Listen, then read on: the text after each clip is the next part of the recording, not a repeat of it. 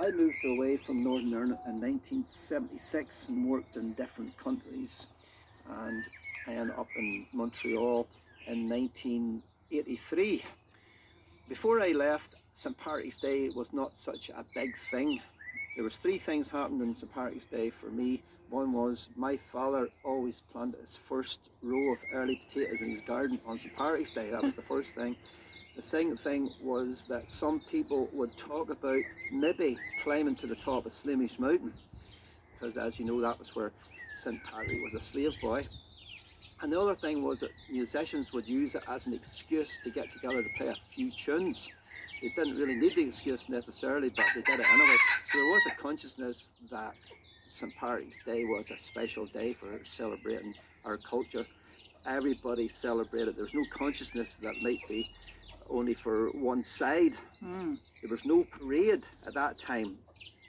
I was saying there was in Montreal in March in 1983, and this Canadian friend of mine says to me, do you want to go downtown and see the parade today? And I says, what parade? He says, the St. Patrick's Day parade.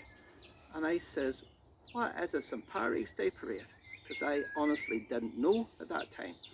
He says, well, you have to go down and see it. So we went down to see this parade, and there was all kinds of people running around with big green hats on and fake shillelaghs, and people singing when their eyes are smiling from floats, and the pubs were selling green beer.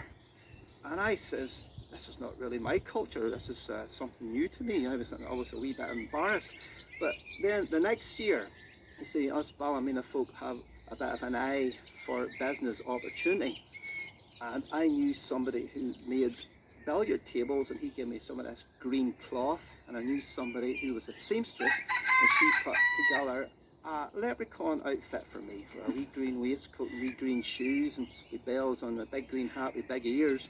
And I went down into the metro, the Montreal metro, the tube station, and sat down with a fiddle and a tin whistle, and made a significant amount of money.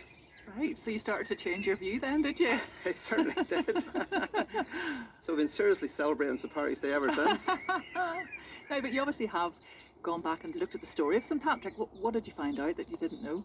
The one thing that, if you grow up around this part of County Antrim, people are absolutely convinced that the young slave boy Patrick did tend to sheep on Slemish mountain. They're absolutely convinced of that.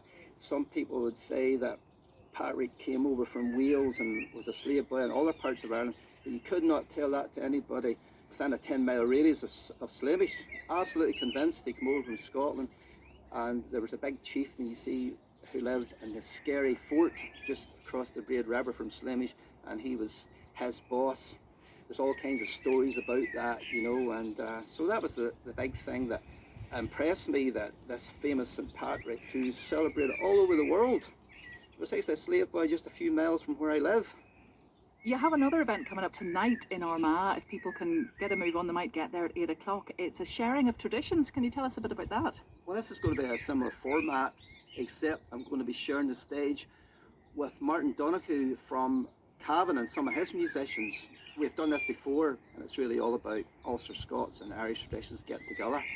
So we're looking forward to that, because Martin Donoghue is absolutely brilliant, great musician. You know, we always have, when we go down to Cavan, we're always very well received, and we've had Martin up here a few times as well. So.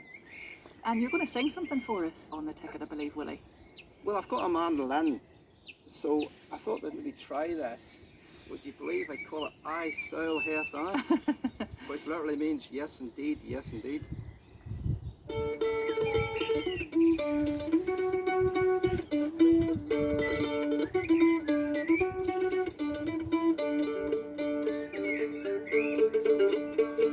Slemish and climb to the top. Yen should go now, Danny stop. Yen to the top, let out a big yell. If you're nearly heaven and far from hell, as Patrick did this days a yard. Give a big hook, give a big roar, standing underneath the sky, watching the hill wide world passing by. I so hath I so hath I.